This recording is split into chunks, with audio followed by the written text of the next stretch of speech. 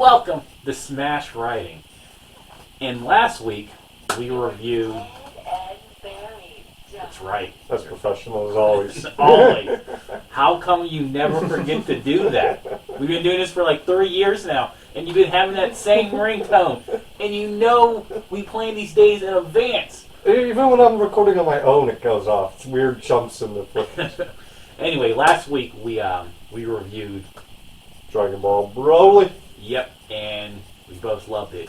We are continuing this trend of talking about Dragon Ball because it's one of our favorite. Yeah, this talking about Broly sparked this idea. And then sparked bad, terrible idea.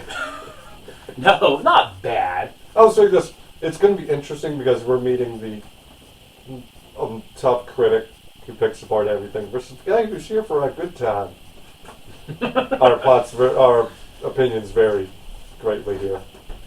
Yeah, but you know what? I don't think there's not one. So today we are talking about our top 10 favorite Dragon Ball fights. I think we really need to put like a parentheses favorite. Yeah. Remember that. Favorite. More for me. You'll agree way more with him. No, I mean, maybe the order, but it's not like we don't have some matches, and we already talked about some of our honorable mentions off camera. Yeah. But let's get into it. Number 10. My number 10, Golden Frieza versus Universe 9's Assassins. Every now and again throughout this list, my wrestling fandom will be peering through. And if you know wrestling, sometimes there's nothing better than a good old squash. Seeing Lance Archer beating down people, throwing one guy through a roof. John Cena versus Brock Lesnar. Brock Lesnar just wiping the floor with John Cena. And then you got Golden Frieza wiping the floor and beating the hell out of Universe 9's Assassins. I'll never get tired of watching that. Just because he needed some help, some therapy after Resurrection F kind of went screwy. And this was the perfect way to do it. You fixed him, you made him look like the powerhouse he always has been, and got the ball rolling off, rekindling that feud between him and Goku, and introduced him as a threat going into the Tournament of Power in the right way. And that's your number 10. Here's the thing. The crazy thing is, like, the Dragon Ball franchise is built on fights, so that's why it's our favorites. Every fight's a good fight. For the most part, there's some bad ones. Yeah, but it's mostly how do they end? Yeah. I think they're going to have some really good fights that ended poorly. I'll talk about that when we get into honorable mentions later on. Okay. My number 10, I think this is kind of where... no, I want to correct myself. So my number 10 is Goku versus Piccolo Jr. in Dragon Ball. Basically, this is what starts you to go into the DBZ. This saga with these two, you get to finally see a more grown-up, taller Goku. Because for the most part of the Dragon Ball franchise, he's this little shrimp that's, it's very powerful, and his fight with Piccolo, the original villain, kind of started to go away from the adventure type stuff to just pure fights. So then you get into, now you got adult Goku. Well, I don't know if he's like an adult, but he's tall now. Adult Goku. Okay, he's a young adult Goku. Did they introduce Gohan in this, or did they wait until Dragon Ball? No, they introduced him in the first episode of Z. Okay. This was just kind of like, here's what's going to go on with the next step of this series, and feel like you have to say it's an OG fight of this whole DBZ and Super type of fights. Yeah. I enjoyed watching it. Goku versus Piccolo Jr., my number 10. Oh, my number 9 is Kid Buu versus Goku, Vegeta, Majin Buu, and Hercule. I love Kid Buu. I think arguably he might be my favorite villain in this whole series. Because you get your smooth talkers, you got your, in Frieza, like just elegance and power. And Cell, he's kind of like the Saiyans because of the DNA and everything. He wants to be the best. But then you get to Kid Buu, who is just rampage incarnate. You can't talk to him. You can't reason with him. You can't negotiate. He's just fury. And it takes everything these four, even Hercule trying to weigh in, do something. Well, he's outclassed in the physical sense, but he comes in and to help when it comes to collecting energy and everything. But it takes everything you got. You have to throw everything at this monster because this monster is not going to slow down. And it takes the last second to beat him. Because even then, he was knocking back the solar spear bomb. It was just great fun. Perfect way to end the series. Yeah, in that whole saga. Yeah, that saga was ups and downs. Yeah, I mean, because then you had so many different Boo versions. Good Boo, Bad Boo, then Super Boo. Then you went down. Gohan Boo, then Piccolo Boo. Yeah. I think they stretched a lot of that out. Like, I felt like that saga. And I think it was different sagas, but it was still one epic saga. And it was just like, give me this fight, and I would have been perfectly happy, fully happy. But at least it ended on that extreme high note. It was a great fight. Oh, that moment too, whenever the start of the fight where you have Kid Buu and Goku staring each other down. It's only happened in Kai, but it had to the song Let It Burn playing out as the world is shifting around them from how much power. Yeah, Goku just pushed away a mountain from himself. Like, that was perfect moments and standouts. Great fight. Number 9. My number 9 is the first fight of Goku versus Vegeta.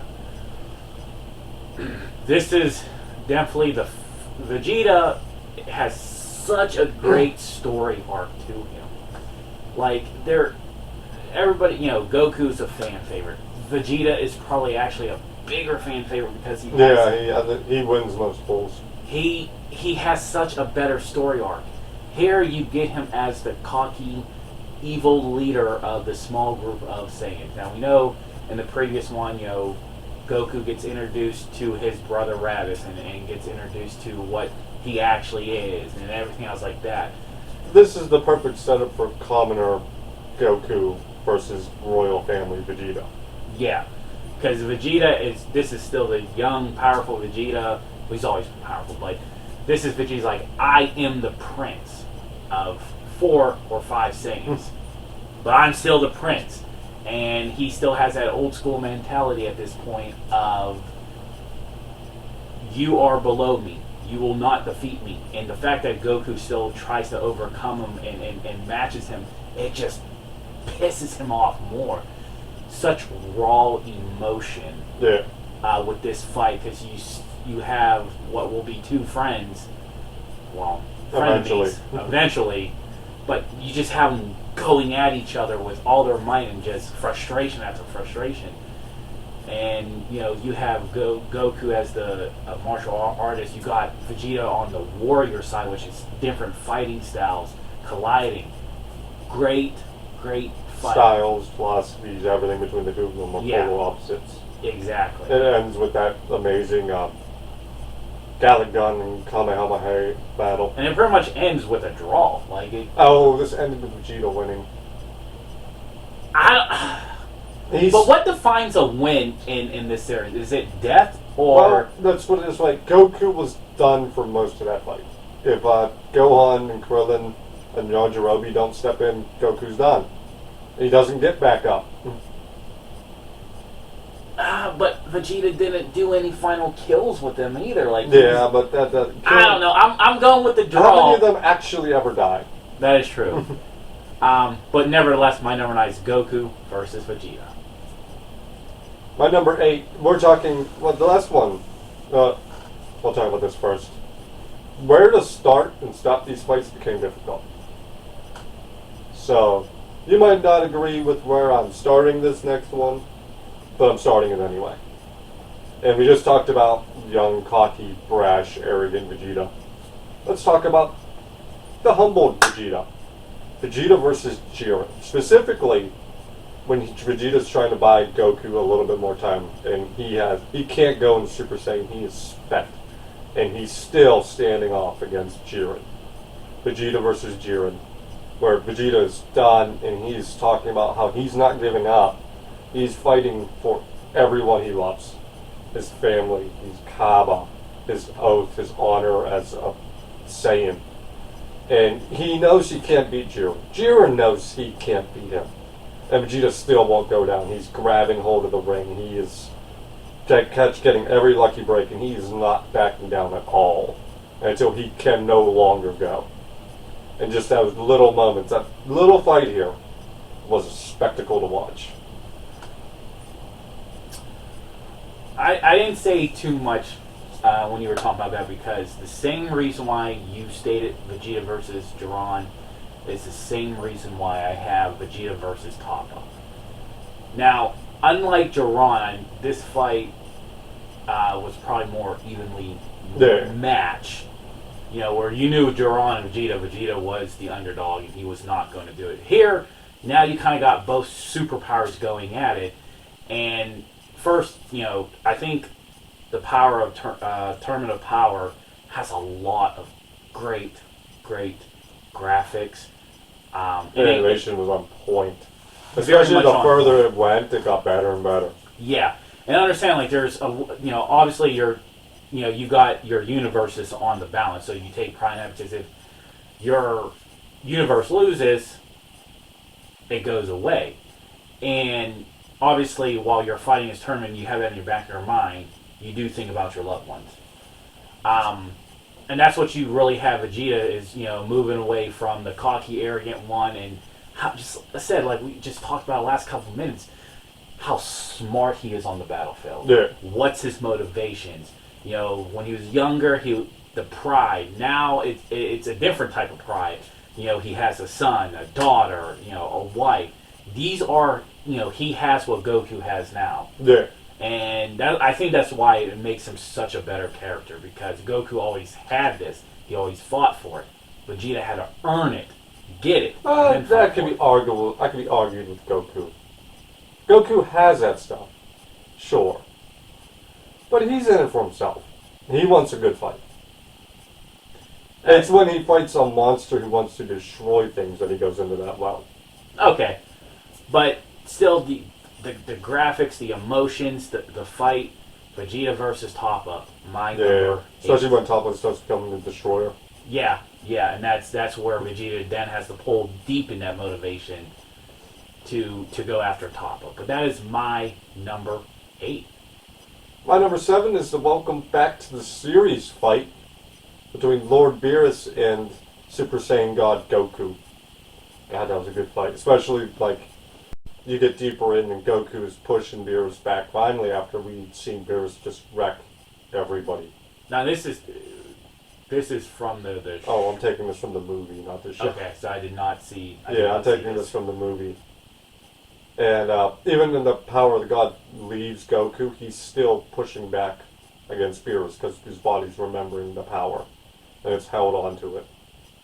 Yeah, I love the ending because Goku loses this one, Beerus wins. And he destroys that little twist of him, destroying just a boulder. And going, I'll be back for the rest later. Because in the show he fell asleep, didn't he? Or he faked falling asleep. Yeah, he was just like, I got bored with it. Yeah.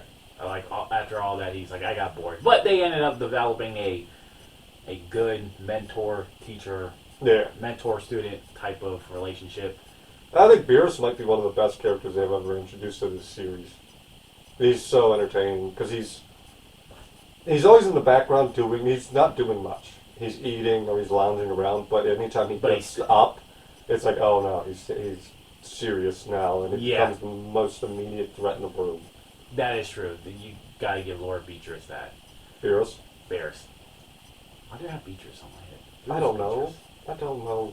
Oh, okay. You're insane. So are you. My number 7. Piccolo versus Android 17. This may have been the height of Piccolo's, time on this whole series. And then until Superhero, when he gets his new form. Right, but until this point. To this point, this is it. You always seen, Piccolo has been in the series for a while, going back to Dragon Ball. You see him, it's crazy. Goku is a horrible father. Here's a guy that just... Oh, you said that online. It's going to cost a fine. You're on your own. Let me pawn my kid off onto the guy that's been trying to kill me for years when I barely trust him. But I really didn't pawn him. I think about just like, "Take coming with me, boy." but anyway, Piccolo has proven over the series that he is a great fighter, and though his powers and his strengths fall far below that of Goku and Vegeta and everybody else that gets introduced. When Piccolo gets time to shine, he shines. Yeah, I agree with that. And this fight was to this point, his brightest moment. Yeah. And you don't see too many Piccolo fights on here, obviously, but I think we both agree this is the top of the top for the character Piccolo. That's my number 7, Piccolo versus 17. Number 6. My number 6, I'm kind of surprised it's in the middle of the road here. I talked about enough about this fight last time. Gogeta versus Broly. The hell of a fight. Great animation. Loved everything about it. I've already ranted about this fight long enough in the last video. Go check that out now if you want to hear me talk more. My number 6 is Goku versus Perfect Cell. I think this is at this point in the series, it was kind of the first fight that Goku's power levels were not going to do any good for him. I think refresh my memory because it's been a long time since this one. Goku went Super Saiyan 2 Ascended Saiyan, right? And yeah. That added muscle to him, which made it added weight to him. And that's him and Trunks and Vegeta, I think all did that, but Trunks was the only one who thought it was good. Yeah. But since it added muscle to him, it slowed him down where Perfect Cell was still going at a super speed. This is the fight that, you really did see Goku understand that he can't do it. I think every other fight, like including the first Goku versus Vegeta, he still fought till the very end. Whether you want to say he draw, lost, won, whatever, that's your debate. It's not a debate. But this one, he gave up. Now, granted, he had a plan, but nevertheless, he gave up. And to see your main hero to this point give up was like a little bit of a this might be the next. This guy is for real. It was a good passing of a torch moment, I guess. We'll go into more why I don't think that later. I probably agree. At the time, it was a great passing of a torch because it seems like the series was going with Gohan, but we'll get into that in a moment. But nevertheless, seeing the good guy give up and knowing that he can't do it was kind of a bit of a shocker at this point. My number 6, Goku versus Perfect Cell. My number 5 is we're back to a squash match again. Vegeta versus Android 18. Android 18 whooped his ass. She gave him the broken arm that he would carry around after every beating. You saw him just going like this. That's probably from her kicking the hell out of his arm. That is... Now that you bring that up, that is weird. I noticed that. He always grabs that. It was... Because we'd already seen how quick Vegeta was to take apart the other androids. And then he gets dropped in front of 18, and 18 just takes everything he's throwing, swatting away, dodging, deflecting. Vegeta's killing way more people than she is at this point. And then it's all just to blow him out. And then once she's ready, she just takes him apart, breaks his arms, and leaves him for dead. And it was a hell of a way to introduce Android 18, a character that I think Toriyama has battered into the ground at this point. She's not just a mother at home. She's like Chi-Chi, not doing much. That's right, because she's married to Krillin. Yeah. She got the flex a little bit during the Tournament of Power. You want to talk about another character who got screwed there. My God, Krillin took a fall. Oh, I don't care. I hate Krillin. Krillin was obnoxious from doing that. But 18 had so much potential to be a great character in this series, and no, she's mother at home. We don't really see her too much. Did we even see her in Super? Yeah, she was in the Tournament of Power. Okay. She probably got her ass kicked. I can't. She did some stuff, but she did some stuff. Still got She her worked ass with her kicked. brother, but then got knocked. I think she's like second or third one gone. Okay. My number 5. In this part of the fight, I'm going to go with the Ultra Instinct Goku versus Durant. These two, this fight, the first off, like I said, we were just talking, the graphics were on point. The raw emotion coming from both of them because now they're like still toe to toe. Problem though is I feel like even in this mode that Goku's in, Jiran was still. Oh yeah, I love raw. the fact that despite this new power up and everything from Goku, Jiren was still pushing back. Yeah, He was not just being bodied. And once again, like when you see it like that, like anytime Goku powers up to his full extent, It's only the end of the fight. that's normally the end of the fight. Not this time. No. And you actually see basically Goku's powers go down the toilet. His body's broken. He's done. Well, again, this is another clash of philosophies too. Goku is fighting for something versus someone who's fighting for nobody. Yeah. Now, to my understanding, because it's been a while since I watched the power term, it's not like Jiren's not heartless. he's not a bad guy. Yeah, it's just he has seen so much and he lost so much Yeah. that he only relies on himself now. Everyone Which- else has let him down, Which at and this he's point, the only one he can count on. it's helping him. So he's doing what he's doing, and he's just such a superpower being Yeah. that everything that Goku's doing, it's not stopping him. It's just matching him.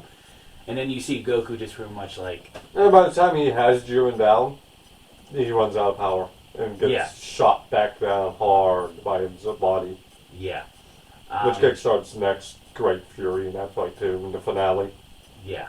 So that is my number 5. I mostly as the power turn that was coming on, the graphics, the motions were just at its peak, Yeah. and I think that's what just makes them so awesome. That's my number 5. My number 4 is Goku versus Vegeta, fight number 1. We talked about this already, so I won't stick around too long. Just, like, he talked about Goku versus Piccolo Jr. is what really kick-started it. But for me, it's this fight. The two powers standing together. You even had, like, the placements of Vegeta standing above it. Yeah, Everything about this fight was amazing. Vegeta won. But yeah, this fight was just so well done. Choreographed, cinematography, story points, direction for the future. I'm going to run down my number 4 too because we obviously beat it into the ground. My number 4 is Gogeta versus Broly from Dragon Ball Super Broly. What did we not already say? We reviewed it last week. We gave the fight, the music, the graphics. Go Broly, go Broly, go. Yeah. the emotions, the berserk mode of Broly, everything. And that's why it's my number 4. My number 3, Android 17 versus Piccolo. That's until really the Tournament of Power. This was my favorite fight of all time in Dragon Ball. Yeah. Wow. This fight, just technical. Again, the wrestling fandom in me. Well, when 17 and Piccolo are standing toe to toe and they're just slugging the hell out of one another, just back and forth, Piccolo hitting him, 17, and Piccolo again. Like that is straight. Pick a Bryan Danielson match. Like Bryan Danielson versus Minoru Suzuki, just those two slapping the hell out of one another. That's Piccolo and 17. And I hate the ending because I could have watched this for another half hour. And just Cell shows up. It's like, no! Go away! I am enjoying this fight. Yeah, the Hellzone grenade attack, and you see what 17 can do. Spicy fight. My number 3 is the second bout between Vegeta and Goku. Majin Vegeta. Yeah. Over the series, after that epic fight that they had on Earth, you did start to see the story arc of Vegeta evolving. Great. He started to become the anti-hero to Goku's hero. He would do the final kills if needed, and he's okay with it. He defended Earth. Everything like that. It seems like he was turning the corner, but he still had that hatred at this point for Goku. He needed to be better than Goku. And that's why he gave himself to Babidi. And it only seemed like that too, because as soon as Bobby tried to give him an order, he's like, no.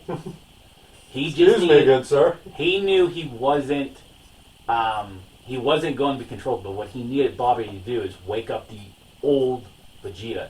So now you have a wiser Vegeta with the attitude of a younger Vegeta. And this is where the fight gets personal beyond personal. You have Vegeta having Goku up against the mountain with the key beams holding him in place, and he's just like punching them. He's not only trying to kill him, but at the same time he's trying to torture him. He wants all those years back, and he's just going at Goku. Now, let's interrupt it again. Another win for?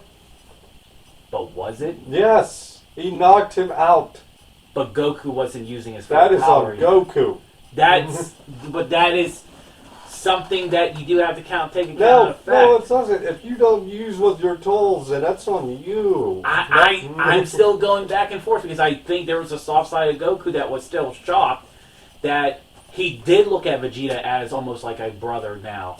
Because he killed his last brother. But Not Piccolo killed his last brother. he helped.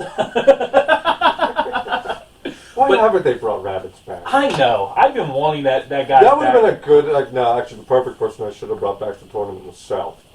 But with all the characters being resurrected, they why never couldn't you brought bring Raditz. Goku's family back? Yeah, no Raditz. I would be okay with Raditz and Bardock coming back. Oh, leave Bardock. Leave him dead. They leave him dead. But bring back Raditz. I'm still for Raditz. There's a good story there for bringing back Raditz. They're going to be pissed off at each other, and they're going to fight each other. Goku's still super strong, so then... Well, I mean, if Raditz hasn't been training, then there's no chance of standing up to... He's not standing up to Goten, but still, I think the torture side of Vegeta coming out versus this Goku that just made it, like, brutal. You're just like, this... Vegeta was more brutal than the younger Vegeta, but that is my number 3. My number 2, came very close to being my number 1. Very close. It was Goku versus Kefla. I love Kelly Flankel's characters. I'll take the Universe 6 movie. I'll watch it. It'll give you more room to play with new storylines. But seeing Goku not only pushed back by Kefla, because you expected that already from their fusion, Mm-hmm. but you had that moment where she charges through the other people in her way, trying to get at Goku, and she batters him down. He can't keep her down, and he has to break back into Ultra Instinct to even stand up to Kefla for a long period of time. And to me, I always hate experienced versus inexperienced fights because they never tell the story right. This is one of those moments where they told that story correctly. It was Goku's fighting experience that managed to beat Kefla. Not his Yeah, not just his strength and ability, but his experience in fights that topped this. Because if Kefla has been more experienced, she might not have been able to be beaten here. Yeah, that is true. Because she was going berserk mode. Yeah, as well. And we had that great moment too of him grinding down the gigantic burst and firing off the Kamehameha in her face. My number 2 is Gohan versus Perfect Cell. Overrated. Overrated. Garbage. No, for me, no. I love the story of Gohan being built up. I hate the story of Gohan. I hate Gohan as a character. Gohan stretching from a crying little baby to being the guy that, a teenager still, that everybody's relying on. Gohan through the movies has so many different arcs that they could easily combine. But until that point, he was just a straight fighter right here. And this is where he, Well, that's just it. Is he? No. The problem with the Gohan story is that they've never given Gohan what he wanted. He wants to go home. He does not want to be a fighter. But the story always his story always arcs with, you have no choice. I think, like, with Gohan, to be honest with you, like, what... I think they could have evolved that to where when he needs to fight, but he's powerful to stand on his own. But it seems like when he goes away from fighting, they just make, oh, he's a scholar, and that's cool. He's super smart. That's, that could be one aspect of his game that they could really, put into the battlefield. Like, okay, but they still always try to build him up as this superpower. He went Super Saiyan 2. Mystic Gohan. Mystic Gohan. They were building him like, dude, no matter how powerful Goku would be, Gohan was always going to have his own levels and compete with that on different... Because remember, at one point, Gohan's goal was to raise his baseline power to the point where he would never use Super Saiyan. Yeah. Where he could go with his dad will be in Super Saiyan mode, and he'll still be in his base form in standing ground. This what started it with Gohan, making that transition to being a superpower, but then after that, it kind of fell through. So to see they him... had cold feet on running with Gohan. Yes, but to see him in this moment, and really at one of his most glorious moments, I liked it. I hate it. Because like I said, Gohan's arc in his finale needs to be, he doesn't have to fight. That's what it is. That's why it never worked, because you always try to railroad him back into being a fighter. When his main objective and what he needs to finish as is finish as a scholar. Yeah. But that's my number 2. Let's do some quick honorable mentions. Quick honorable mentions. I've got like 20 of them I can just nail. Let's not go with 20. Let's go with like 3 or 4. All right. You want to start off with what honorable mention you want? I'm actually going to go with the arrival of Trunks, so Trunks versus Frieza and King Cold. We seen on the battlefield Goku achieve Super Saiyan, and it was still just matching with Frieza. But then you had somebody who mastered Super Saiyan, and you got to really see why Frieza feared a Super Saiyan. Like I said, back on planet Namek, it was still toe-to-toe. Frieza was not losing until, his own little move there. But now you've seen Trunks come in and show why. Wipe the board, yeah. Yeah, showed us truly why Super Saiyan was feared by Frieza. He takes Frieza apart in seconds, and he goes up against, the big baddie King Cold and takes him down with like a joke. Now, so that's one of my honorable mentions. Another one, I'm actually going to go with the practice fight, I guess, of Dad versus Son, Gohan versus Goku. Even though Gohan took a step back from the training and all that, he still managed to compete on certain levels with his dad. So that was another one. I had one more. It was Goku versus your number 2, Kefla. Same thing, why Justin brought that up is why it was one of my honorable mentions. Well, one of them is, I had to really talk myself out of putting this one on number 10. Not 10, but 9. I was going to wipe the Kid Buu one. Kale's Rampage. That started the Tournament of Power when she goes into Berserker mode. And she just starts wiping out everyone. And you have this one guy who said something to her, and she turns around and looks at him. And then you just see her shadow overwhelm him. And then you jump to the Zenos, and they're like, "Boop, you're gone!" And he's... If that Rampage would have been a few minutes longer, it would have been on my list. Goku versus Majin Vegeta, the ending was too abrupt. It was just like, done. Yeah. That's the same with Android 17 versus Goku. Done. It's like, I think at this point 17 was just like, I'm done. Alright, we were having fun. And give one more. One more? Yeah. Goku versus Hit. Hit. When Goku goes Super Saiyan Blue Kaioken. Because then you put the theme song back into that mix where he's flying upward. It's excellent, well done. No one was expecting Kaioken in this tournament. And you haven't... it was years since he used Kaioken. Yeah. Yeah, so it was a little... Frieza was probably the last time he used Kaioken. And that was like early on in the fight. Yeah. since they went from Super Saiyans 2, 3, 4, God, Blue, whatever, they ignored that one hidden feature, Ultra Instinct, all that. They ignored that. So, And they had a reason that like the calm and cool effect blends with the rage of Kaioken. Because you can't use that with Super Saiyan, you're already angry. So you're putting on anger and you can't hold the power. But Blue was all about calm and coldness, or calm and collectedness. kind of just like mastering your power. Yeah.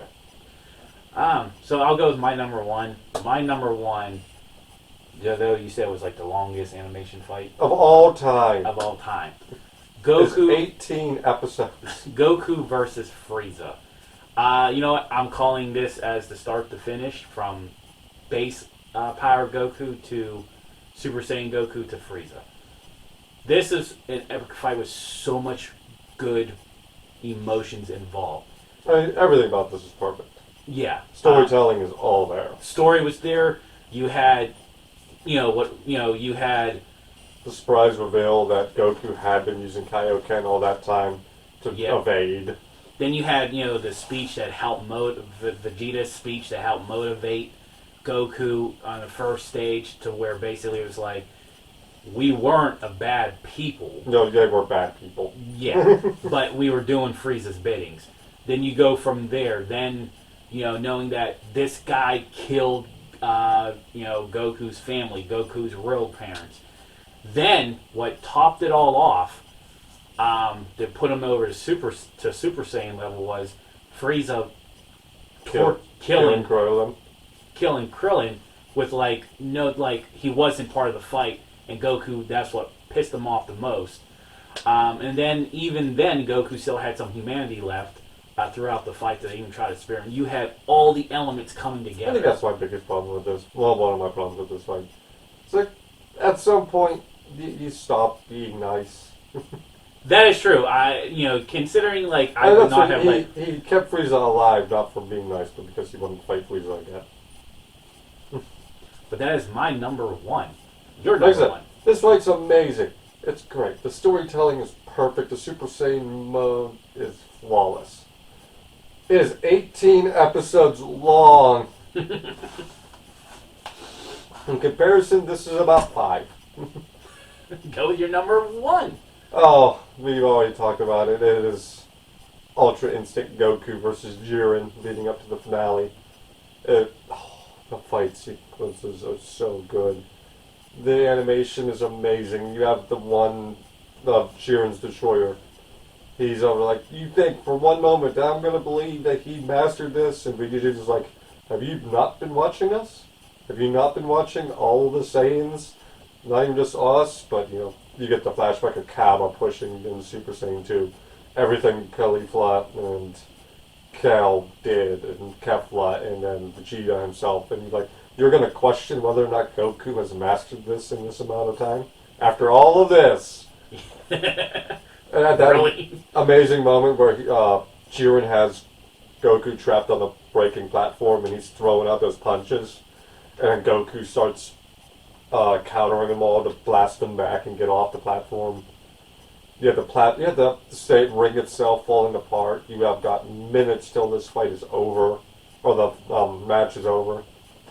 Everything about this is so well done, until right up to the end where Jiren's like, am I wrong? Have I been wrong all this time? And he's just waiting for Goku to put him down.